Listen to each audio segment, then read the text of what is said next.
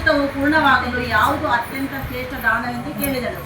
ಆಗ ಪರಮೇಶ್ವರನು ಹೇಳುತ್ತಾನೆ, ಪುರುಷೋತ್ತಮ ಮಾಸದ ವೃತ ವಿಧಾನವನ್ನು ಪೂರ್ಣಗೊಳಿಸುವಂತಹ ಯಾವುದೇ ದಾನವನ್ನು ವೇದಗಳಲ್ಲಿ ಹೇಳಿಲ್ಲ.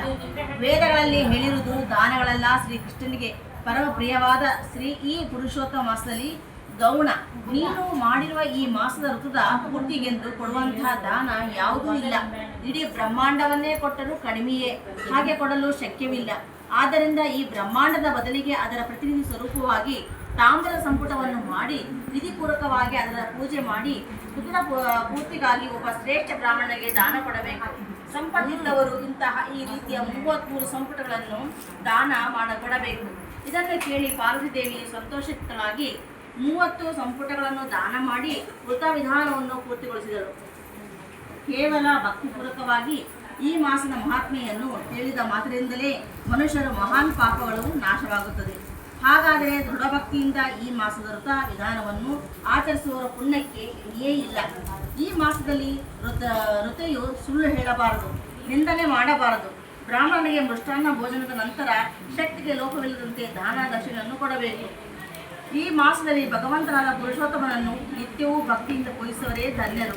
ಆದ್ದರಿಂದ ಸಮಸ್ತ ದಾನಗಳಿಗಿಂತಲೂ ಶ್ರೇಷ್ಠವಾದ ಎಲ್ಲ ಪುರುಷಾರ್ಥಗಳನ್ನು ದಯಪಾಲಿಸುವಂಥ ಪರಮಾತ್ಮನಾದ ಪುರುಷೋತ್ತಮನನ್ನು ಎಲ್ಲ ರೀತಿಯಿಂದಲೂ ಪೂಜಿಸಬೇಕು. ಯಾರು ಕೌಂಡಿನ್ಯ ಋಷಿಯು ಹೇಳಿರುವ ಗೋವರ್ಧನ ನದರಂ ಮಂತ್ರವನ್ನು ಈ ತಿಂಗಳ ಪೂರ್ತಿ ಜಪಿಸುವರೋ ಅವರು ನಿಸ್ಸಂಶಯವಾಗಿ ಪುರುಷೋತ್ತಮನನ್ನೇ ಸೇರುವರು.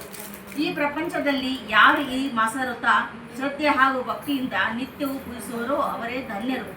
ಮನುಷ್ಯನ ಸಮಸ್ತ ಅಭಿಷ್ಟ ಫಲಗಳನ್ನು ದಯಪಾಲಿಸುವಂತಹ ಈ ಪವಿತ್ರ ಪುರಾಣಗಳನ್ನು ಎಲ್ಲರೂ ಆಲಿಸಬೇಕು. ಇದರ ಒಂದೇ ಒಂದು ಅಧ್ಯಾಯದ ಶ್ರವಣ ಮಾತ್ರದಿಂದಲೇ ಮನುಷ್ಯನ ಸಮಸ್ತ ಪಾಪಗಳು ನಷ್ಟವಾಗುತ್ತವೆ. ಪವಿತ್ರ ಗಂಗಾ ನದಿಯಲ್ಲಿ ಸ್ನಾನ ಮಾಡಿದರೆ ಸಿಗುವ ಪುಣ್ಯಕ್ಕಿಂತಲೂ ಹೆಚ್ಚಿನ ಫಲ ಈ ಪುರುಷೋತ್ತಮ ಮಾಸ ಮಹಾತ್ಮೆಯ ಶ್ರವಣದಿಂದ ಸಿಗುತ್ತದೆ. ಯಾರು ಈ ಮಾಸದ ಮಹಾತ್ಮೆಯನ್ನು ಬರೆದು ಅದನ್ನು ವಸ್ತ್ರ ಆಭರಣಗಳಿಂದ ಅಲಂಕರಿಸಿ ಭಕ್ತಿಪೂರ್ವಕವಾಗಿ ಬ್ರಾಹ್ಮಣೋತ್ತನಿಗೆ ದಾನ ಮಾಡುವರೋ ಅವರು ತಮ್ಮ ಹಿಂದಿನ ಫಲಗಳನ್ನೆಲ್ಲ ಉದ್ಧರಿಸಿ ಶಾಶ್ವತವಾಗಿ ಗೋಲೋಕಕ್ಕೆ ವಾಸಿಸುತ್ತಾರೆ. ಈ ಉತ್ತಮ ಮಹಾತ್ಮೆಯನ್ನು ಬರೆದು ಮನೆಯಲ್ಲಿಟ್ಟು ಪೂಜಿಸಿದರೆ ಆ ಮನೆಯಲ್ಲಿ ಸಮಸ್ತ ಪುಣ್ಯ ನದಿಗಳು ನಿರಂತರವಾಗಿ ವಾಸಿಸುತ್ತವೆ. ಈ ರೀತಿಯಾಗಿ ಅನಂತಾನಂತ ಪುಣ್ಯವನ್ನು ಕೊಡುವಂಥ ಎಲ್ಲ ಮಾಸಗಳಿಂದಲೂ ಶ್ರೇಷ್ಠವಾದ ಪುರುಷೋತ್ತಮ ಮಾಸದ ಮಹಾತ್ಮೆಯನ್ನು ಕೇಳಿ ಸಮಸ್ತ ಋಷಿಗಳು ಆಶ್ಚರ್ಯಚಕಿತರಾದರು.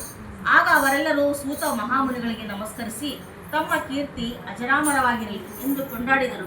ಎಲ್ಲ ಬ್ರಾಹ್ಮಣರ ಆಶೀರ್ವಾದ ಪಡೆದು ಸೂತರು ಗಂಗಾ ನದಿಯಲ್ಲಿ ಸ್ನಾನಕ್ಕೆಂದು ಹೊರಟರು. ನಂತರ ನೈಮಿಷಾರಣ್ಯದಲ್ಲಿ ವಾಸಿಸುತ್ತಿದ್ದ ಸಮಸ್ತ ಋಷಿಮುನಿಗಳು ಬ್ರಾಹ್ಮಣೋತ್ತಮರು ಈ ಪ್ರಾಚೀನ ಪುರುಷೋತ್ತಮ ಮಾಸದ ಶ್ರೇಷ್ಠ ಹಾಗೂ ದಿವ್ಯ ಮಹಾತ್ಮೆಯ ಸಮಸ್ತ ಅಭಿಷ್ಟ ಫಲಗಳನ್ನು ದಯಪಾಲಿಸುವ ಕಲ್ಪವೃಕ್ಷಕ್ಕೆ ಸಮನವೆಂದು ಶ್ಲಾಘಿಸಿದರು. ಎಂಬಲ್ಲಿಗೆ ಶ್ರೀ ಬ್ರಹ್ಮಾರಾಧಿಯ ಪುರಾಣದಲ್ಲಿರುವ ಪುರುಷೋತ್ತಮ ಮಾಸ ಮಹಾತ್ಮೆಯ ಶ್ರೀ ನಾರಾಯಣ ನಾರದರ ಸಂವಾದ ರೂಪದ ಪುರುಷೋತ್ತಮ ಮಹಾತ್ಮೆಯ ಶ್ರವಣಫಲ ಕಥನ ಎಂಬ ಹೆಸರಿನ 31ನೇ ಅಧ್ಯಾಯ ಹಾಗೂ ಪುರುಷೋತ್ತಮ ಮಾಸ ಮಹಾತ್ಮೆಯ ಸಂಪೂರ್ಣವಾಯಿತು. ಶುಭಂ.